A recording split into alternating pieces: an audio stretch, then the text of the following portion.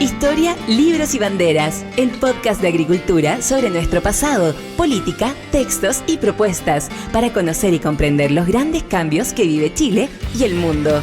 El historiador y académico Alejandro San Francisco, junto a un invitado, con una relajada pero profunda conversación, analizarán los cambios que vive hoy nuestra sociedad. Historia, libros y banderas, con el historiador y académico Alejandro San Francisco.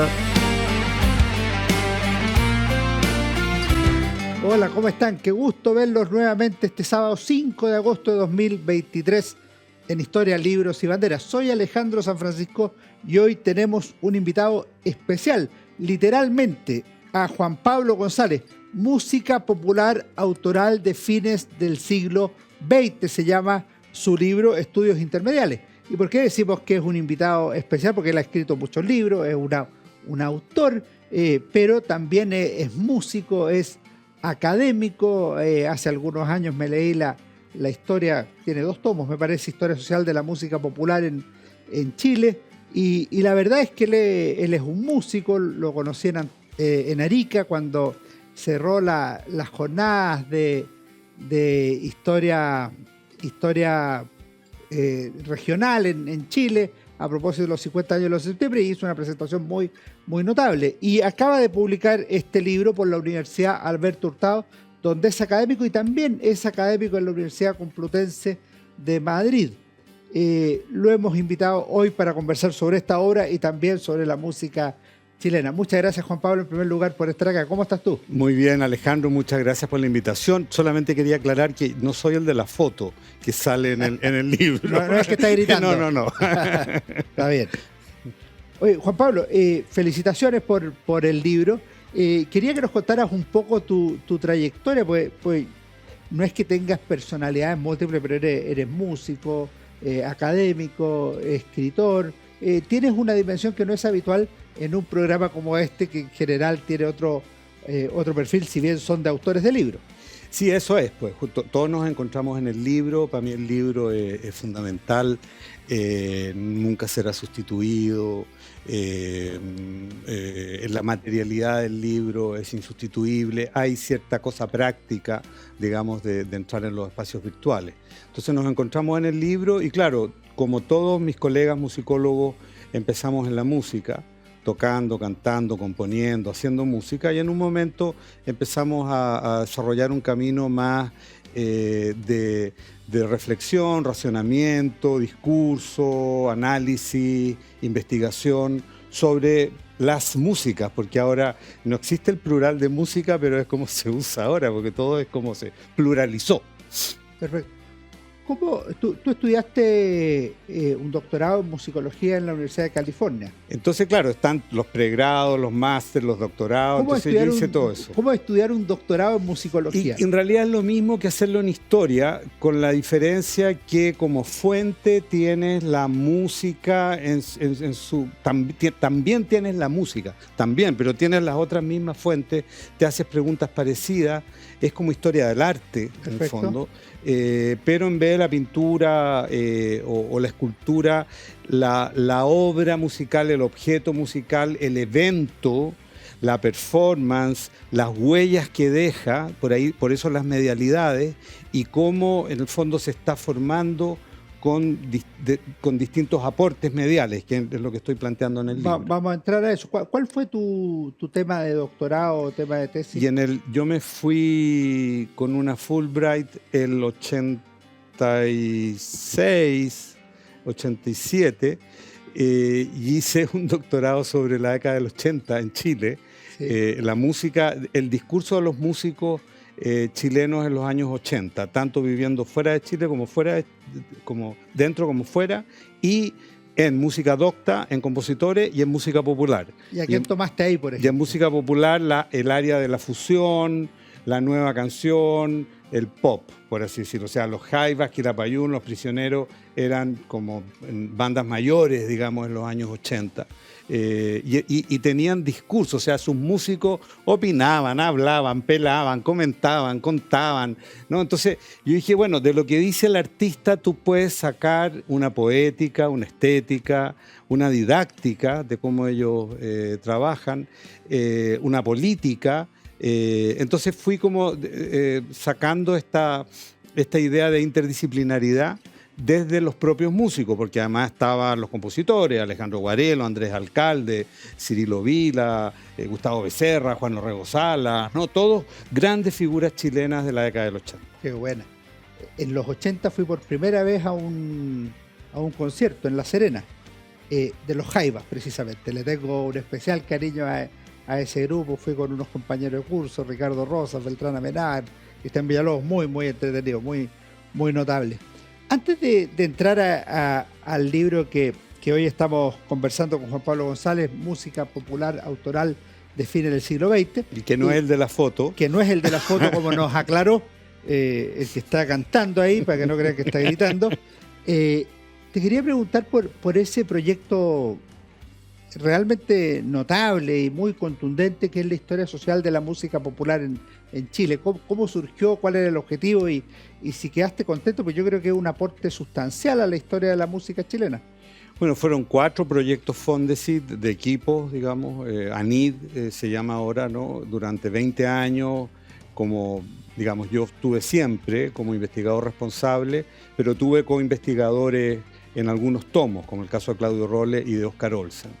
Después siempre fui formando equipos, tesistas, ayudantes, en fin, y logramos, digamos, abarcar desde 1890 al año 2000 en una historia de la música popular que primero fue historia social, después fue un poco más historia artística, yo diría, me fui un poco más metiendo en el elemento artístico de la música, por supuesto en la historia, en la cultura y en la sociedad. Y se hizo ese trabajo que ha sido bastante de modelo, ¿no? Y también a nivel latinoamericano, ¿no? Ahora, Chile tiene ciertas particularidades que te permite hacer eso, digamos, en 20 años, lo que sería imposible hacerlo en Brasil o en México, por ejemplo. Tampoco en Argentina. Hay una parte que me atrajo mucho y le seguí un poco más la pista, que es la nueva canción chilena, que se da en un contexto latinoamericano, la nueva trova cubana, sí, y otros elementos. Cuéntanos un poco de eso, porque es paralelo a la Revolución Cubana, es paralelo al boom latinoamericano, o sea, hay como algo que está pasando en el continente. Sí, hay una cierta por supuesto que hay un sustrato ideológico como de antiimperialista que produce como una cierta como vinculación, ¿no? Vinculación generacional, internacional, de clase, ¿no? Entonces hay algo ahí que vincula, y sobre eso se genera una propuesta musical, también cinematográfica, literaria, pero la musical va a ser muy importante, muy fuerte, porque va a apuntar justamente a esa idea de unidad latinoamericana, tomando distancia de la influencia de Estados Unidos, que es tan aplastante en lo cultural, ¿no es cierto?, y en lo musical, si aquí en este país básicamente escuchábamos y bailábamos rock and roll, incluidos los jaivas que vienen de ahí. ¿Qué sería lo relevante de la nueva canción chilena, por ejemplo, en los años 60, sobre lo cual hay libros autobiográficos? Yo me leí uno de Ángel Parra, hay otro del Gitano Rodríguez. Bueno, el sonido acústico, el sonido de los instrumentos chilenos y latinoamericanos, instrumentos de cuerda, de viento, de percusión.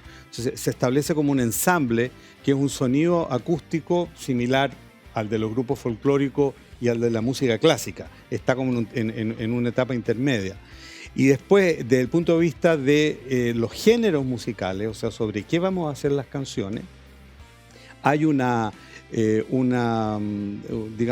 escucha hacia Chile más bien reducida. O sea, lo que da Chile a la nueva canción es el modelo de mezcla que instala Violeta Parra. O sea, lo que da Chile a la nueva canción, más que haya tonada y cueca, porque hay muy poca, hay huayno, San Juanito, samba, guaracha, ¿no? Hay de toda América Latina. No es los géneros lo que da Chile, lo que da Chile es la idea de hacer la mezcla. Y eso es lo que plantea Violeta Parra, ese es el legado de Violeta Parra, que ella lo hizo. Mezcló géneros, instrumentos, ritmos, hizo lo que quiso. Entonces, de alguna manera dio un poco como un camino que muy bien dado, porque eso era lo que teníamos que hacer, digamos. Chile tenía ciertos déficits, si tú quieres, desde el punto de vista musical, en cuanto a que no hay población afrodescendiente, todas las músicas interesantes en el mundo, el blues, el vals peruano, el samba, bossa nova, incluso el tango, se dice, ¿no? ¿Para qué decir el cha-cha-cha y todo eso? Tiene raíces afro, y nosotros sin raíces afro.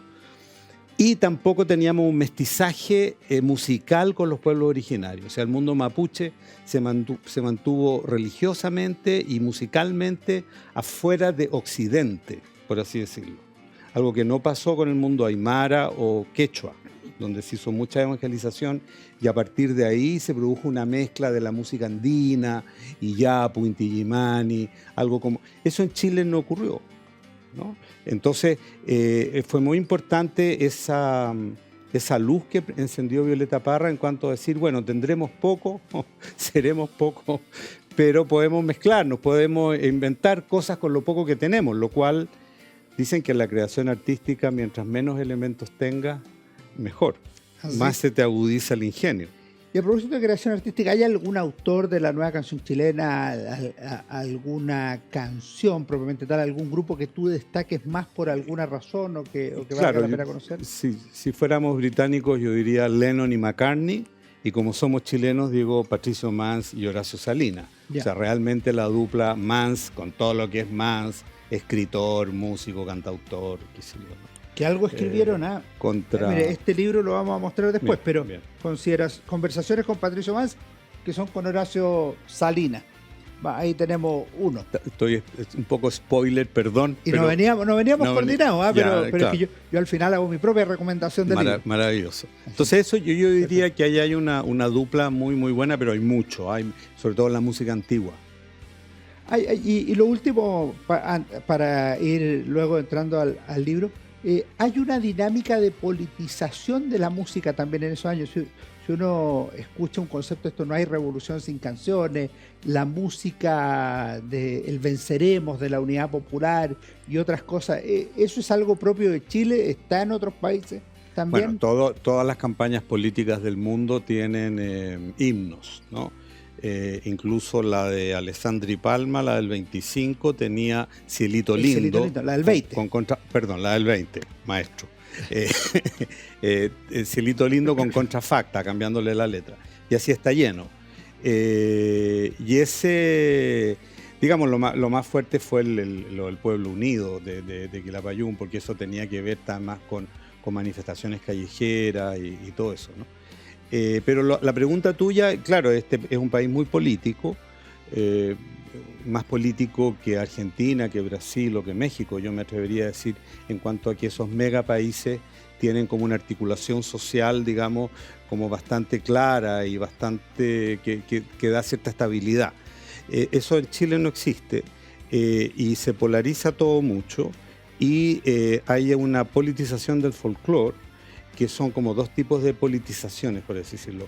Una ex profeso, una consciente, y otra que como que todo es político, ¿cachai? Otra que yo no estoy hablando de política, yo no me meto en eso, estoy hablando básicamente de los guasos quincheros, que uno no puede decir que es un grupo político, ¿no? Pero Patricio Manz dice, sí, ¿qué le cantan los guasos quincheros? Al campo, ¿sí? Al arroyito perfumado, a la tierra, claro, al sauce llorón. Y Patricio Manz pregunta, ¿y quién es el propietario de esa tierra? ¿Quién es el propietario de esa tierra? Le está cantando al latifundio y está vestido de guaso. Entonces, eso se politizó en Chile, en Argentina no ocurrió. En Argentina con el gaucho, qué sé yo, no claro, ocurrió eso. Lo que llama la atención de lo que tú dices, por ejemplo, cuando uno ve las campañas, es lógico que la campaña de Alessandri o la de 1970 tenga canciones, eso claro, parece bien. Pero no parece tan lógico que la nacionalización del cobre tenga la canción Nuestro Cobre, que la guerra de Vietnam tenga una canción, etcétera, etcétera. Ya te entiendo. Eso ya es mucho más amplio. Tienes toda la razón. Hay como una necesidad de cantar a los grandes hitos. Pero que eso viene del romance medieval, del mío Cid, y después del romance en el corrido mexicano, de la Revolución Mexicana, de antes de la Revolución y de después, ¿ya? Parece que en nuestra cultura hispana hay una tendencia como a cantarle a los acontecimientos, digamos, claro. Ya. Y había muchos cantantes. Y eso tiene un efecto difusivo muy muy importante. Muy importante, claro, sí. Perfecto. Te voy a dejar hecha una pregunta, vamos a ir a un pequeño alto, pero te voy a dejar hecha la pregunta que cae de cajón. Música popular autoral. ¿Qué es la música popular autoral? Porque ya vamos a empezar a conversar expresamente sobre este libro, publicado este 2023 por la Universidad Alberto Hurtado. Estamos comenzando con Juan Pablo González. Volvemos de inmediato en Historia, Libros y Banderas. En nuestra obra Historia de Chile 1960-2010 de la Universidad San Sebastián encontrarás un análisis sobre la crisis y ruptura de la democracia chilena antes de 1973, la creación de un nuevo orden institucional y la democratización y desarrollo del país en las últimas décadas. Conoce más en uss.cl. En CMPC llevamos un largo camino fortaleciendo nuestro trabajo, lo que nos ha permitido desarrollar distintas iniciativas junto a comunidades, por ejemplo, con la recuperación de un árbol extinto o el restablecimiento de agua potable en zonas rurales, la conexión del turismo y cultura a través de una sola ruta, o también el desarrollo de envases reciclables y amigables con el medio ambiente. Son esos y otros desafíos los que hoy nos permiten creer en el valor de las soluciones inspiradas en la naturaleza. CMPC, creando valor natural. Conoce más en cmpc.com. Estamos conversando con Juan Pablo González sobre su libro Música Popular Autoral de fines del siglo XX, estudios intermediales. Las dos cosas son importantes y vamos a partir primero por la iniciativa, cómo surgió este libro, y luego vamos a qué es la música popular autoral, Juan Pablo. Este libro surgió como un hijo del último tomo de la historia de la música popular en Chile, que comenzó historia social hasta el 50 y la segunda mitad del siglo XX ya siguió como historia del arte, historia de la música propiamente tal, siempre en relación con la historia y la sociedad. Entonces, en este libro surgió al darme cuenta que en el último tomo, que lo sacamos con la Católica el año pasado, en septiembre del año pasado, que es música popular chilena de autor, ¿no?, de fines del siglo XX. Al darme cuenta que yo estaba, en el fondo al darme cuenta, o sea, lo hice a propósito, armar como un modo de estudiar la canción. ¿Cómo podemos trabajar con la canción desde el punto de vista académico, analítico, ¿no es cierto?, reflexivo, ¿no? ¿Qué es una canción? Y eso surge fundamentalmente como una respuesta al hecho de que ocurre muy habitualmente que desde el ámbito académico y también desde el ámbito periodístico se estudia la canción reduciéndola a su componente letra. Perdón, que no es un poema, aunque hayan poemas hechos canción. Los de Miguel Hernández por Serrat, por ejemplo. Entonces, por supuesto que la letra es importante y tiene una lógica, pero se trata de una letra performada, una letra además que pasa a través del cuerpo y la voz de una persona llamada cantante, que en general el público le atribuye la autoría de la canción. Cuando el público escucha Serrat, parte de la base que todo lo que canta es de Serrat. Escucha a Rafael, todo de Rafael. A Cecilia, que lo que canta Cecilia es de Cecilia. Y no es así, y es así. Porque sí también lo es, porque no podemos reducir la canción al autor del que hizo la letra y tampoco al autor del que hizo la música, porque está además el autor de quien la interpretó, de quien la encarnó, de quien la puso en su voz, en su modo, en su performatividad, ¿no?, en su acento, en su respiración, en sus énfasis, en su imagen también pública, porque hay imágenes públicas que construyen los artistas, a veces más verdaderas, menos verdaderas, digamos, como que la autenticidad también se construye. A veces se enfatiza algo, ¿no?, un espíritu rebelde o una gran cercanía, en fin. Y ahí está la canción. Entonces empiezo a hacer eso y digo, bueno, pero esto tendríamos que hacerlo con más repertorio, no solamente con el repertorio chileno, y tratemos de plantear algo que se pueda utilizar, digamos, para el repertorio en español o en portugués. Perfecto. ¿Y qué vendría a ser la música popular autoral en ese contexto? Entonces, en ese sentido, ya hemos hablado de tres autores, el de la letra, el de la música y el de la performance. Y entonces un autor básicamente tiene cierta conciencia sobre lo que está haciendo, no se es autor por azar, después hay cierta pintura abstracta que Pollack tiraba, pero en el tirar aquí o en el tirar allá o en el coger un color ya hay una decisión, ¿no? Entonces esa idea de no mecanicidad, de no como hacer salchicha, de no copiar, de no buscar la fórmula fácil para vender, que por supuesto que está, porque esta música, que me faltaba la cuarta pata de la mesa, es una música que existe porque hay una industria musical que la produce, la difunde, ¿no? La hace circular. Y hasta finales del siglo XX, específicamente la industria del disco, la industria discográfica, fue el motor central de ese proceso. Entonces, si nos metemos en el disco, porque finalmente las canciones las escuchamos porque fueron grabadas en disco, va a haber un productor, 1 o 2 ingenieros de sonido, va a haber personas que mezclan, que masterizan, y todos ellos van a poner su arte, su originalidad, su intención, su expresión. El autor también quiere expresarse personalmente. Eso es bien importante.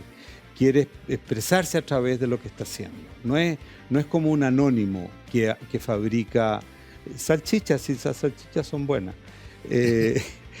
Yo le daba de pavo a mis niños, en todo caso. Entonces, hay esa necesidad de expresarse, esa conciencia sobre lo que se está trabajando, y están dejando un legado, que es una palabra que se usa y que se abusa mucho, y ese legado no solamente es un repertorio, sino que es un modo de, y eso lo ves claramente en el arte. O sea, un modo de ser Picasso, un modo de pintar como Picasso, ¿no? Aparte del cuadro, él crea una manera, ¿no? Varias maneras, y se queda en una. Y eso hacen los autores. En cambio, hay otras músicas, ¿no? que no debieran llamarse músicas, pero se llaman música, en que eso no existe. ¿Qué no existe? ¿No existe el autor? No existe un interés de expresión, una búsqueda de originalidad, una preocupación, digamos, por el auditor. Hay una intención fundamentalmente de vender lo más rápido posible y de economizar la producción, digamos, para tener réditos más altos. Bueno, que es como hacer salchicha, lo cual está muy bien. Pero como estamos hablando de un ámbito de expresión artística, de construcción de subjetividades, ¿no? Yo necesitaría como más delicadeza y en ese ámbito, y en la medida que eso exista, bien, vamos allá, veamos cómo está hecha la canción de fulanito, sutanito, menganito, y ahí tú empiezas a encontrar las capas, cómo las capas dialogan entre ellas. Y tiene una bajada el título, dice Estudios Intermediales. ¿Qué vendría a ser la intermedialidad y por qué es tan relevante en la música? Claro, hay 2 medialidades de origen, ¿no es cierto? La letra, que es que llama un papel escrito, qué sé yo, y la música, que son acordes en la guitarra, ¿no? Entonces son como dos, ¿qué haces con la letra y la guitarra? ¿La metes dentro? No, son como cosas distintas, ¿no? Son como medios distintos, que además esta letra está así metida en el cuerpo de un cantante. Esta letra sale a través de un grano de la voz, como decía Roland Barthes, que es algo que se señala mucho, a través de un micrófono, ¿no es cierto? Michael Jackson cantaba así, podríamos hacer Thriller, bailar para atrás.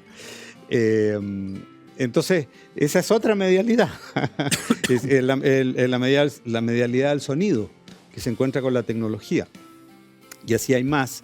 Y entonces yo planteo que en realidad una canción está formada por la interacción de estas medialidades. Una cosa que llama la atención doble, que está en la explicación tuya de tu proyecto de historia social de la música popular y de este libro, pero también de cómo se hace un disco, es la necesidad del trabajo en equipo. A mí fue una cuestión que yo, que no me dedico a la música, tengo más bien la percepción inicial tuya. Cuando uno va a ver, qué sé yo, el año pasado que fui a ver a José Luis Perales, que fue una de las, y fui a ver a Serrat y a Ubiergo, a esos 3. Uno ve a Ubiergo, a Serrat y a Perales, pero efectivamente es todo un equipo. Ahora, ellos se preocupan de agradecerle a distintas personas, pero lo que tú das a entender o explicas bien aquí, que estos son solo trabajos en equipo, no existe el trabajo de de uno. No, de alguna manera el cantautor, no sé, la Violeta Parra, por ejemplo, que hablamos por segunda vez. Ella, equipo difícil, que trabajar en equipo, por su temperamento y todo. Pero es que ella era autosuficiente, ella y su guitarra, ella hacía maravillas con la guitarra, sin formación musical monstruo, formal, claro, y maravillas con las cosas que hacía y su intermedialidad con las arpilleras, con la artesanía, con los óleos, ¿no? Entonces, claro, hay casos excepcionales en el ámbito de la cantautoría, pero en el resto son equipos, como el cine, es lo mismo. Perfecto. Hay un concepto que tú utilizas que me llamó la atención y me gustaría si te puedes explayar un poco, el ecosistema musical de América Latina, que yo al menos no lo había escuchado. No, todo esto parte por varias razones de este libro que tú me preguntaste. Primero, porque ya córtenla de reducir las canciones a una letra. Okay, ya. Hago este libro, hablo con mi editor en Buenos Aires y me dice, pero mira, che, ¿quién va a comprar un libro en Chile de bandas, un libro en Buenos Aires de bandas chilenas? Me dice. Y por supuesto que yo me sentí con mi editor. En España dijeron algo parecido, porque lo estoy publicando en España también. Tú me contaste eso, después explícame. Claro, eso que, no. Entonces yo dije, esa fue como otra molestia que yo tenía, que se vinculaba con el hecho de que los musicólogos británicos, fundamentalmente, porque Gran Bretaña es un gran país que tiene poca música clásica. Ya la música clásica en Gran Bretaña termina, si los grandes compositores, como los franceses, los alemanes, los italianos, incluso los españoles, terminan como en el siglo XVII y hasta el siglo XX no aparecen otros nombres, ¿no? Pero en el siglo XX aparecen los Beatles, aparece Led Zeppelin, Pink Floyd, Eric Clapton, lo que me digan, los Rolling Stones. Entonces, naturalmente, la musicología británica, que la musicología estudia la música clásica, ¿no? Empezaron a abrirse hacia el campo de la música popular, que era mal vista, muy comercial, muy aquí y allá, ¿no? Y eso fue abriéndonos un camino todo. Pero entonces cuando ellos escriben de música popular y hacen teoría, proponen cómo estudiar, los ejemplos que tienen son los Rolling Stones, los Beatles, lo que hemos hablado. Y todo el mundo los conoce. En cambio, si yo hago algo en Chile, ¿no? Y mis ejemplos son Joe Vasconcelos, qué sé yo, Carlos Cabeza, Lanita Tillú, Chancho en Piedra, La Ley, bueno, Los Prisioneros, sí, está bien, empezamos como a salir, pero está como más circunscrito, ¿no? Y yo realmente quería, por lo menos en el ámbito hispanohablante, proponer algo que nos uniera, ¿no? Que nos vinculara. Y entonces ahí yo invito al público lector a revisar el concepto de ecosistema. Doy 5 razones por las cuales en la década del 90 hay una interacción musical, sonora, productiva, de público, de influencia, de modas, ¿no? De colaboraciones en América del Sur. ¿No? Y además Santiago de Chile entra al circuito de los grandes conciertos, ¿no? Que es San Pablo, Río de Janeiro, Buenos Aires, Santiago. Entonces estamos ahí como en la misma cuerda, resonando. En las mismas grandes ligas. Claro. Ahora, ¿cómo fue la recepción después de que tú, supongo que le explicaste a tu editor en Buenos Aires y conversaste en España? ¿Hay una apertura a esa fórmula de comprensión? No. El de Buenos Aires se mantuvo en sus 13, como diríamos en España, y no se va a publicar en Buenos Aires. Ahora yo tengo más bien que sacarle pica cuando el libro sea un éxito. Y en España el comentario fue de un revisor ciego. Estos libros lo evalúan pares, en forma anónima, entonces, y las editoriales reciben el informe, ¿no? Aparte del comité editorial que tiene la propia editorial. Entonces los de la editorial me mostraron que el informe era muy positivo, digamos, encontraba muy bueno y muy necesario, pero que no entendían que en España se fuera a publicar un libro sobre músicos chilenos. Entonces yo quedé más picado, pero los editores me dijeron, bueno, nosotros, ¿cómo dirían? Pues, nosotros publicamos lo que nos da la gana, pues que nos diga lo que quiera, ¿no? Nosotros sabremos si lo publicamos o no, claro, que es lo lógico. Ese es un juicio comercial, ¿no? De calidad. Es un juicio comercial, de alguien externo que no tenía que ver con ese ámbito. Entonces lo estoy publicando en España y entonces me esforcé mucho para que efectivamente sea útil. Yo hago clases en la Complutense, hago clases en la Alberto Hurtado, en pregrado, en posgrado, Y ahí tú tienes muchos estudiantes. Y tú, en el fondo, escribes estos libros pensando en los estudiantes. Tú sabes que el mercado en Estados Unidos para libros como este son las bibliotecas de las universidades. Ellos publican para las bibliotecas. Y los estudiantes sacan el libro o a veces lo compran, lo tienen un año, después lo revenden y después tú lo compras usado y todo un mundo ahí, digamos. Ahora, como hablo de bandas populares que todo el mundo conoce, es un libro que también puede interesar al aficionado. Ahora, en este ambiente, lo que existe en los últimos 20 o 30 años, yo sin ser especialista, hay un interés más transversal por la música de otros países. Yo tengo la impresión que en los años 60 tú te ibas, como decía, al rock and roll, a Estados Unidos, a los Beatles y volvías a Chile.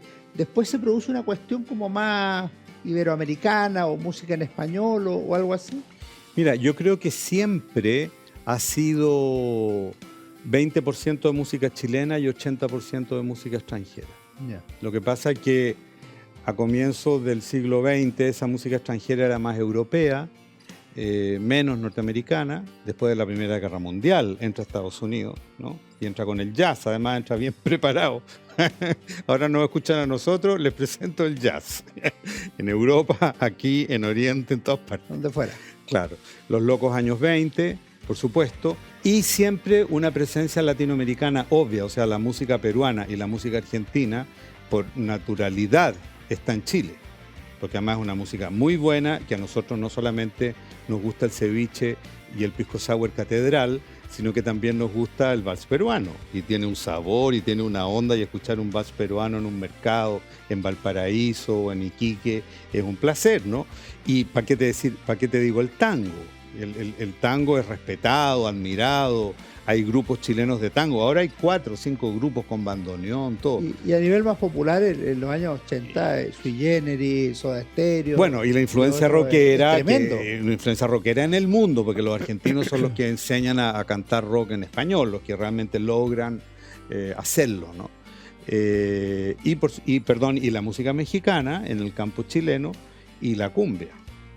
Entonces, entre el vals peruano, el tango, la ranchera y la cumbia, tú me dirás, digamos, dónde va quedando lo chileno. Va quedando como más en una zona más acotada, ¿no? Y va produciendo mezcla. Ahora, hay una dinámica que tú agregas que es bueno comprenderla también, que tiene que ver con el mundo que nos toca vivir. Si en algún minuto había discos, y luego había cassettes, y luego había DVD o lo que fuera, hoy día se encuentra la música en cualquier lugar, en todas partes, al minuto. O sea, uno abre el celular y puede tener las canciones que quiera. Eso también ayuda ciertamente a la difusión de los autores, grupos, canciones. Tiene algo de desgracia también lo que está ocurriendo, porque esa facilidad extrema y esa ubicuidad, digamos, que tiene la música, te la transforma de alguna manera en algo que se valora menos o que no se escucha, se deja de escuchar, porque es tanto lo que escucha. No, desechable. Claro, entonces requiere una disciplina del oyente. Como este filósofo, sociólogo, músico alemán Theodor Adorno siempre decía que a la música que a uno le gustaba, la que más le gustaba, había que escucharla lo menos posible, porque si no, tú la gastabas. O sea, perdía sorpresa, perdía capacidad de emocionarte, se hacía rutina, se hacía como lo mismo, ¿no? Yo le hago caso en eso, ¿no? Entonces cuido algunas canciones, no la escucho, y cuando la escucho mucho tiempo después es muy refrescante, ¿no? Entonces, esa facilidad para escuchar la música hoy día, que por supuesto es fundamentalmente algo positivo, ¿no? Porque democratiza el acceso, te facilita enormemente. La gente siempre ha querido viajar y andar con música. Si en la década del 20, en los años locos, se llevaban unas vitrolas chiquititas de este tamaño a la playa, ¿ya? Y tú ves las fotos, las niñas con esos trajes de baño, ya años 20, ya más destape, con el gorro y una cajita, una vitrola así como que la tapa era lo que resonaba, y ponían el disco 78 y bailaban Charleston en Cartagena. Entonces, eso siempre lo hemos querido hacer desde el momento en que se pudo, ¿no? ahora estamos con el celular y con el servicio de streaming. Pero es básicamente lo mismo. Nosotros que nos conocimos en Arica, hay una isla en la playa, se llamará La Licera. La Licera es la más. La Licera, ya, había una isla, no sé si estará, donde tocaba la orquesta. Y no te decía nada más que tocaba una orquesta, no, tocaba la orquesta. O sea, se bañaban con orquesta. Entonces llegaría la orquesta en bote, se ponían ahí en una glorieta porque las playas eran balnearios. Pues, se llaman balneario, y el balneario tiene infraestructura. O sea, tiene lugares donde comer, qué sé yo, ¿no? Orquesta. Entonces, ahora ponemos el celular. Perfecto. Juan Pablo, vamos a hacer nuestro último alto y volvemos en unos segundos más para seguir conversando sobre música popular autoral a fines del siglo XX. En nuestra obra Historia de Chile 1960-2010 de la Universidad San Sebastián encontrarás un análisis sobre la crisis y ruptura de la democracia chilena antes de 1973, la creación de un nuevo orden institucional y la democratización y desarrollo del país en las últimas décadas. Conoce más en uss.cl.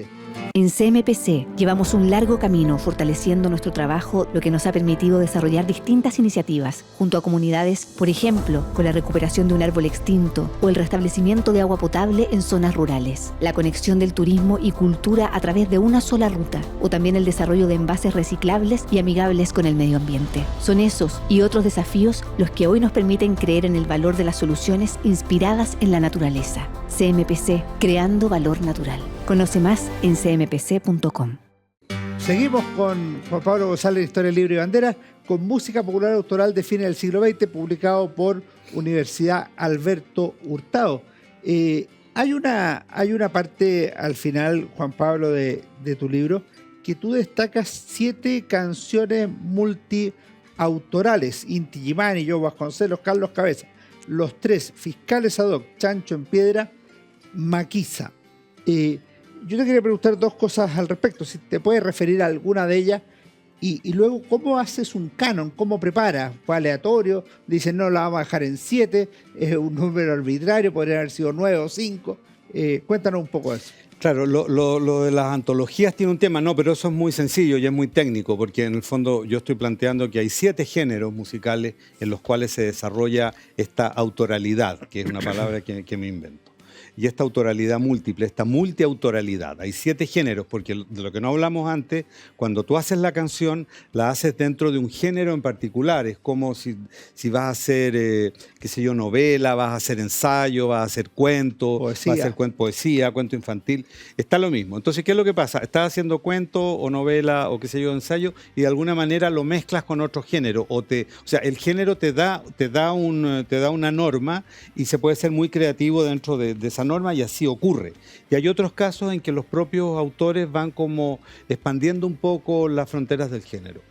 Bueno, eso ha ocurrido o puede ocurrir en la nueva canción chilena, que es como el género, digamos, original de este país, del cual hablamos, y ahí por eso pongo Inti Illimani. Se da en la fusión es muy importante en Chile, no solamente con los jaivas, congresos, también en el jazz, y también en un área más pop, que es la de Joe Vasconcelos. Por eso está Joe Vasconcelos ahí. Después hay otra área también muy importante en Chile, que es un área muy de vanguardia, que yo le llamo contracorriente, donde estuvo el grupo Fulano, está Andreas Bodenhofer, está Mauricio Redolés, que es un poeta rockero que hace canciones de 7 minutos, como Quién mató a Gaete, súper irreverente además, ¿no? Entonces está ese cuarto género muy creativo. Después está el pop rock, que por supuesto reina, lo invade todo, ¿no es cierto? Ya ha producido genialidades en Chile, como Los Prisioneros y Los Tres, ¿no es cierto? Pero también Javiera Parra, ¿no es cierto? Después La Ley, Lucibel, en fin. Entonces elijo una canción de Los Tres, de un disco que se llama La Espada y la Pared, de Álvaro Enríquez, con Los Tres, etc. Después tiene el punk fuerte, el punk es de los años 70, en Londres, en Nueva York. Pero hay una nueva oleada en los años 90, como con un punk californiano, Bad Religion, qué sé yo. Y hay una reacción en Chile que ya viene de los 80. Ya hay 10 grupos de punk trabajando y son súper comprometidos, digamos, y hacen fanzines y qué sé. Entonces ahí tomé a esta canción que se llama Borracho, de Fiscales ad hoc. Y finalmente, bueno, dos más, Funk, que también tiene un revival en los 90 con Chancho en Piedra. Y finalmente el hip hop. Chile, las peleas de gallo, o sea, a nivel hispano, digamos, Chile es un lugar para el hip hop. Por suerte, en la época en que yo estaba trabajando, el reggaetón no existía. Entonces, ¿No te gusta el reggaetón? no tuve que preocuparme de aquello. Lo eliminaste. No existía. Yo estoy haciendo historia. Está bien. No está puedo bien. inventar. Muy bien. Tenía una pregunta ya más personal. Con tantos años de música, de vida académica, de estudios, te quería preguntar primero, ¿qué autores, músicos, compositores de los llamados, comillas, clásicos son los que más te atrajeron, estudiaste, te gustaron, escuchas? Claro,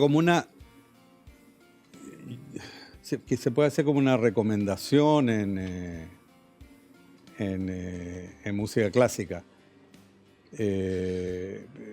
Digamos, hay una cierta como núcleo, sobre todo desde todos lados. Hay un cierto núcleo en Juan Sebastián Bach en cuanto a lo que sale de él y a lo que llega a él, ¿no?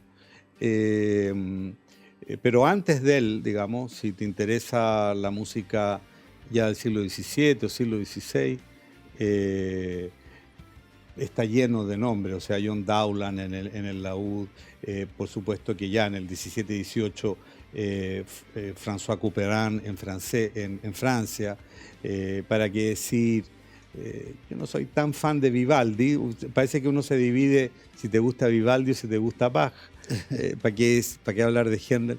Entonces es que en el fondo lo que pasa con la música clásica es que todos los grandes compositores te gustan. Y entonces depende un poco de la onda en que está. Yo tengo la suerte de hacer clase. No siempre hago clases de música clásica, hago más de música popular, pero hago de música clásica. Y me encanta hacerlo porque de alguna manera me motiva, me obliga, me direcciona. Me dice, ya Juan Pablo, ahora te vayas a mover desde aquí hasta acá, vamos. Entonces ya no tengo problema. Siglo XIX, este semestre no paso, me quedo hasta la muerte de Haydn. Listo. Entonces es muy difícil en la música clásica, es más fácil en la música popular. Y en la música popular, ¿cuáles serían tu sine qua non, las cosas que más te gustan, las que escuchan más? Claro, ahí lo que pasa es que hay dos Juan Pablos, digamos, ¿no? Está el Juan Pablo que está abogando por la música chilena. Veamos ambos. Y está el real, no el real, el personal. Entonces, claro, como estamos en un espacio público, yo abogo por la música chilena, entonces destaco las bandas con las cuales están en estos libros, que las hemos escuchado, pero lo que pasa es que también me gusta lo antiguo, ¿no?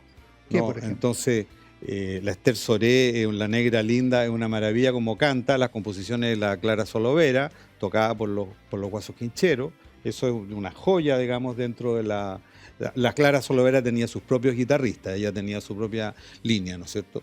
Después está el gran Armando Carrera, llamado el Rey del Shimi en los años 20, del que tocaban en la isla y en Arica mientras se bañaba la orquesta. Es muy difícil en ese sentido, o sea, yo tengo como un interés, una pasión que es como la pasión del investigador, el ir descubriendo. La Rosita Serrano, por ejemplo, escucharla su grabación en Alemania durante el Tercer Reich, además. Después la nueva ola, Cecilia, la incomparable, que falleció hace poco. En julio, recién. En julio, ¿no? Del 2023, cuando 2023, escuchen este programa del año 35. Bueno, y por supuesto la nueva canción, la fusión y todo. Es difícil, digamos, como... En la misma línea, supongo yo que tú has tenido que entrevistar músicos, autores, compositores. ¿Hay alguno que hayas tenido una experiencia especial, que haya sido una entrevista fascinante, que hayas conocido cosas que no te imaginabas, que te haya abierto un mundo? Yo hago poca entrevista, Alejandro, hago poca entrevista. Más bien escribo sobre los músicos y les mando lo que escribí. Ya. como para que lo conozcan antes de ser publicado, lo cual no es un tema menor. Y en general tengo muy buenas respuestas y me afinan alguna cosa, ¿no? O a veces me atienden los productores, a veces no alcanzo a llegar al artista, el productor es el que... Y sin entrevista, media. ¿alguno que hayas conocido, algún artista que te haya llamado la atención? Es que como entrevista propiamente tal... No, puede ser conversación, un almuerzo. Conversaciones. O después de un concierto que te hayas juntado con él o ella. Bueno, siempre Mauricio Redolés resulta especialmente interesante conversar con él, ¿ya? Horacio Salinas también, ¿no? No he tenido oportunidad de conversar. Ángel Parra, de los tres, también. Isabel Parra. Ángel Parra, hijo. Claro. Yo conocí a Ángel Parra, papá. Claro, yo también. Yo diría esos. Perfecto. Te pregunto otra cosa de ya gusto personal mío. Yo tuve la ocasión de ir a ver Los Miserables en musical. Y es de las cosas más maravillosas que he visto en la vida. ¿Qué viene a hacer eso dentro de la música, el musical? Pero lo viste en Nueva York, en un lugar Lo vi así. en Nueva York y en Londres. Ya. ¿Con qué versión te quedaste? Perdón, también lo vi en Chile. Ya. Lo vi 2 veces, en la Católica y en la Universidad de los Andes. Mira, todas me fascinaron. Ya. Yo diría que la de Nueva York fue la que más me maravilló, fue la primera vez. Puede haber sido en 1998. Pero en la de Londres terminé llorando igual. O sea, no... Ya. Yo te empecé a entrevistar a ti. No me salve, está muy bien. Tengo que hacer una confesión aquí, ya que estamos en un programa de Historia, Libro y Bandera. Mi libro favorito es Los Miserables, de Víctor Hugo. Ya. Es una maravilla. Ya. Entonces verla montado como musical. Y que no decayera. Claro. Porque claro, si es mi libro favorito, todo lo que se acerca a eso es más bajo. No, fue espectacular. Bueno, es una larga historia que tiene que ver con la ópera, ¿no? Y tiene que ver, parte de la ópera en Venecia a comienzos del siglo XVII, con emprendimientos de nobles que empiezan a abrir teatros en Venecia, porque había repertorio, pero no había dónde montarlo, fuera de palacio. Y no todos estaban en el palacio. Entonces se empieza a desarrollar la ópera y los italianos van a llevar siempre como la delantera, hasta que los franceses, los españoles, los ingleses empiezan a hacer cosas distintas. Hacen ópera también, pero empiezan a buscar otras alternativas, los alemanes también. Los alemanes con el Singspiel, los franceses con la opereta, los españoles con la zarzuela y los ingleses con el musical. ¿Ya? Que en el fondo es lo mismo, pero en el comienzo hay un elemento nacionalista. O sea, no queremos depender de esta producción, este tipo de producción, este género, porque lo cantaban en italiano. O sea, las óperas de Mozart son en italiano, las óperas de Händel son en italiano. Entonces es como lo universal. Entonces cuando vienen gestos más nacionalistas, localistas, donde la producción musical, digamos, te contribuye a construir una identidad, a aglutinarte, a sentirte formando parte de una comunidad, de una nación. Ahí, esta ópera, cuyos temas mitológicos no le importaba al pueblo, a la gente común y corriente, digamos, había que hacer temas que le importara a la gente, que tuvieran que ver con la gente del lugar, ¿no es cierto? Y también ocupar música que fueran del lugar, ¿no? Y generar un lenguaje más popular, ya que es lo que tuviste en Nueva York. Eso no fue en desmedro de la ópera en Inglaterra, en España, en Francia. Siguieron haciendo su ópera, pero además tenían estos géneros, entre comillas, menores. Y además sainete, juguete lírico, inventaron una cantidad de cosas. Muchas veces lo hacían entre actos de la ópera. El primer acto y el segundo acto, metían otra obra entre medio chiquitita para entretener a la gente. Perfecto. Juan Pablo, no sabes lo que te agradezco, esta fascinante conversación para mí sobre tu libro. Te felicito, espero que aparezca pronto en España, pero no quiero que te vayas sin que compartas un par de lecturas que esté haciendo, que te hayan gustado o lo que quieras para esta comunidad de Historia, Libro y Bandera.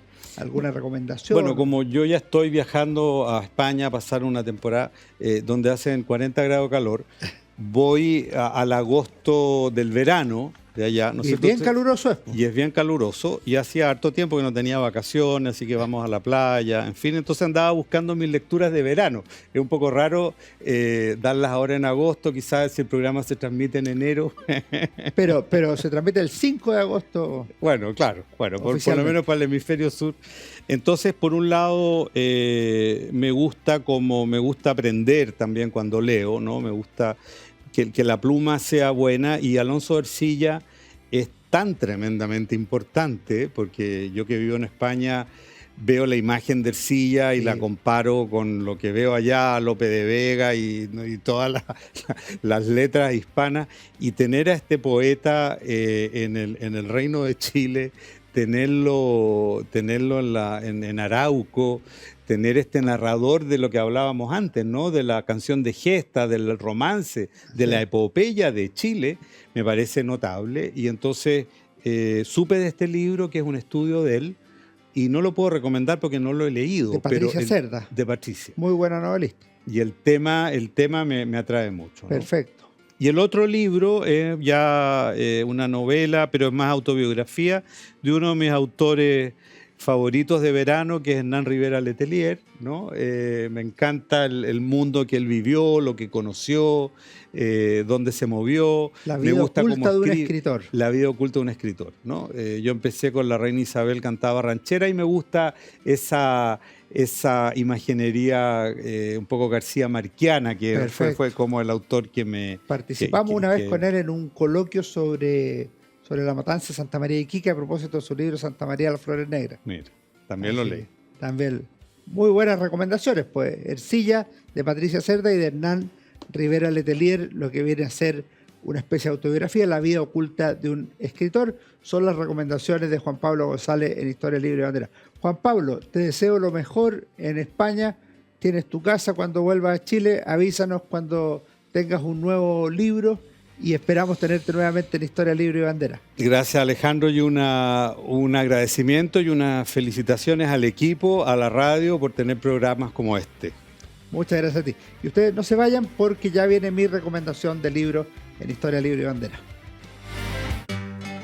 Hola, ¿cómo están? Soy Alejandro San Francisco, y en Historia, Libros y Banderas de esta semana tenemos unas recomendaciones especiales de carácter musical, como ha sido nuestro invitado.